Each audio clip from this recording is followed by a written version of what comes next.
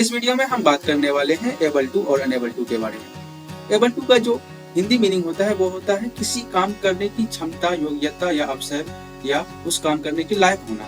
और unable to का जो मतलब होता है वो होता है जस्ट इसका ऑपोजिट, किसी काम को करने की क्षमता, योग्यता या अवसर या उसके लायक नहीं होना या उसका अवसर नहीं होना। इस वीडियो में हम बात करने वाले हैं इसका मीनिंग क्या होता है, इसे किस स्ट्रक्चर से बनाते हैं, इसके क्या यूजेस है और इसके कुछ एग्जांपल्स वगैरह दे करके और इसके कुछ टिप्स एंड ट्रिक्स हैं वो भी हम इस वीडियो में बात करने वाले हैं। तो आप हमारे साथ बने रहिए। Thanks for clicking this video.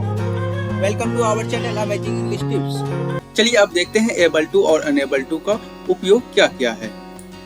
Able to का उपयोग किसी कार्य को करने की क्षमता या योग्यता को व्यक्त करने के लिए किया जाता है और अनेबल टू का जो उपयोग है वो किसी कार्य को करने की क्षमता या योग्यता के अभाव को व्यक्त करने के लिए किया जाता है। जैसे कि हम कहीं जाने के लिए समर्थ हैं तो हम एबल टू का उपयोग करेंगे, या हम कहीं जाने के लिए असमर्थ हैं हम अनेबल टू का उपयोग करेंगे। हम कहीं जाने के लायक हैं तो एबल टू का उपयोग करेंगे, अगर हम कहीं जाने के लायक नहीं हैं तो हम अनेबल टू का उपयोग करेंगे। चलिए अब देख लेते हैं इसका स्ट्रक्चर। इसका जो स्ट्रक्चर है वो कुछ इस प्रकार से है। अफर्मेटिव में subject plus is am are, was were या will be plus able to plus verb का बेस फॉर्म। अगर प्रेजेंट की बात करना हो तो इज एम आर लगा देंगे, अगर पास्ट की बात हो तो वाज वर लगा देंगे, अगर फ्यूचर की बात हो तो उसमें विल बी लगाएंगे। अगर नेगेटिव स्ट्रक्चर की बात करें तो वो इस प्रकार से है। Subject plus am not, is not, are not, was not या वर नोट या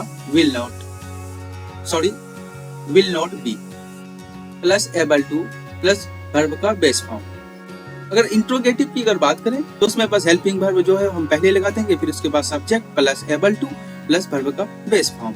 या डब्ल्यू एच फैमिली से हो तो डब्ल्यू एच फैमिली पहले लगा देंगे, फिर उसके बाद जितने सारे हेल्पिंग वर्ब है उसको लगा देंगे, फिर उसके बाद subject plus able to plus verb का बेस फॉर्म।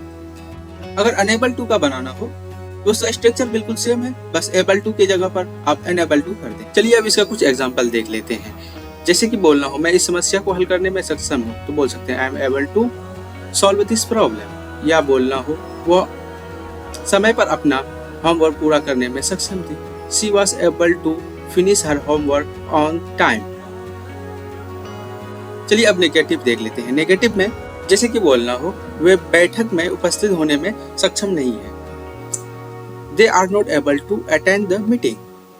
या बोलना हो वह अपनी चाबियां ढूंढने में सक्षम नहीं था, he was not able to find his keys। चलिए अब क्वेश्चनिंग सेंटेंस भी देख लेते हैं, यानी इंट्रोगेटिव सेंटेंस। क्या आप पार्टी में आ सकते हैं, are you able to come to the party. क्या वह परियोजना को पूरा करने में सक्षम थी, was she able to complete the project। चलिए अब अनेबल टू का उपयोग करके देखते हैं। सबसे पहले देखते हैं अफर्मेटिव सेंटेंस। वह तैरने में असमर्थ है, he is unable to swim। हम पहाड़ की चोटी पर पहुंचने में असमर्थ थे, we were unable to reach the top of the mountain। Negative, वह आपकी मदद करने में असमर्थ नहीं है, she is not unable to help you। चलिए अब एक क्वेश्चन वाला भी देख लेते हैं। क्या वह कक्षा में शामिल होने में असमर्थ है, is he unable to join the class। मैंने वीडियो के शुरू में बताया था कि मैं कुछ इसका टिप्स एंड ट्रिक्स बताऊंगा, बस इतना याद रखना है, able to express capability and unable to express uncapability. चलिए अब इसकी मेन और लास्ट टॉपिक की ओर चलते हैं। हमारा लास्ट टॉपिक है able to, worth and deserve. इन सब का जो मीनिंग है वो सेम ही है, बस यूजेस अलग अलग है। एबल टू तो मैं बता ही चुका हूँ। चलिए वर्थ का देख लेते हैं। ये किसी ऑब्जेक्ट का कैपेसिटी बताता है, ठीक है, किसी काम करने का कैपेसिटी नहीं बल्कि इसमें ऑब्जेक्ट का ही कैपेसिटी बताता है। जैसे कि बोलना हो यह किताब पढ़ने योग्य है, this book is worth reading. अब बात कर लेते हैं डिजर्व की। डिजर्व का जो मतलब होता है वो तो सेम ही है, मैं आपको पहले ही बता चुका हूँ, लेकिन इसका इस्तेमाल जो है वो इसलिए किया जाता है कि आप किसी चीज के लिए योग्य हो, आप किसी पद के लिए योग्य हो, तब हम डिजर्व का इस्तेमाल करते हैं।